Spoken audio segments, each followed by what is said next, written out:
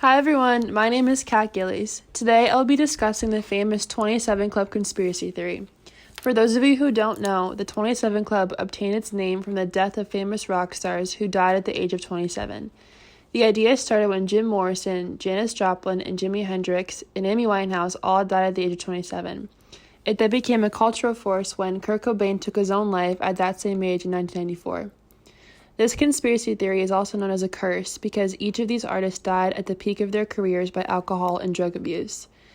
This is thought to be because of the high pressure of being a rock star. The idleness of the day coupled with the pressures of performing at night proved to be destabilizing and very easy to fill with addiction. I will discuss this theory in 3 main points. The first is why the argument itself is effective. The second is why the argument is BS. And the third point will be my personal opinion on the theory. My first point to this argument is why it's effective.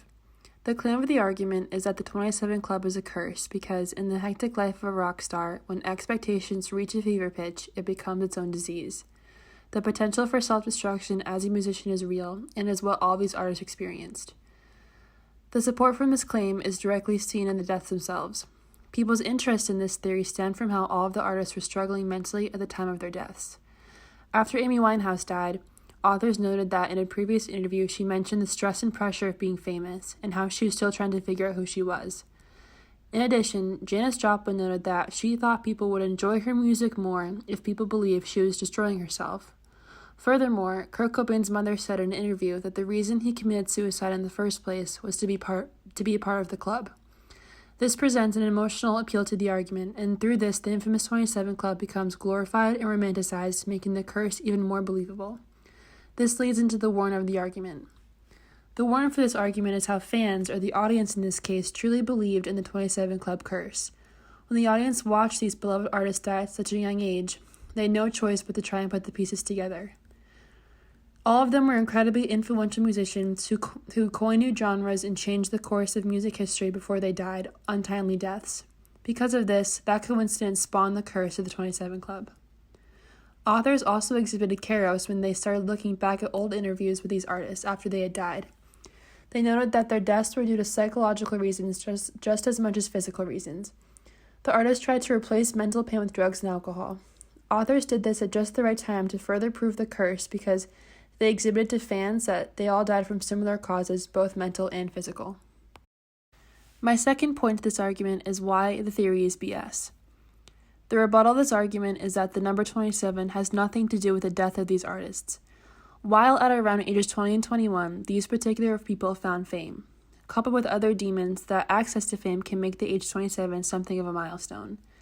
The backing here is that it is not just that age. The ages 32 and 45 are just as common because other significant rock stars died at those ages. Not all musicians die at age 27. There is also a parallel between the claim of fact and the claim of cause in this argument. The number 27 is meaningless. The reality in this particular situation about the specific accounts of extremely troubled young people. When you look at these unfortunate occurrences, it is not unusual to correlate these people who fit into that burning brightly cliche. This itself does mean something, but the number people have put along with it is meaningless. My third point to this argument is why I think the theory is BS. In my opinion, I think this conspiracy theory is interesting, and I see why the audience would believe in this curse. It is popular to try and glorify and find meaning when individuals who are influential in your life die. However, my stasis on this argument is that while these artists did all die at the age of 27, most likely due to mental illnesses, that does not mean the 27 Club is a curse. I think it is better to explain the psychological truth in the way that the progression of age goes in our culture. Stress is a very real thing, but it doesn't happen during the first flush of success, when people are very young. It happens when expectations are gigantic. That's the thing these artists all have in common, but that does not mean that all successful and famous artists and influencers will hit a wall at the age of 27 because of it. Thank you for listening to my project.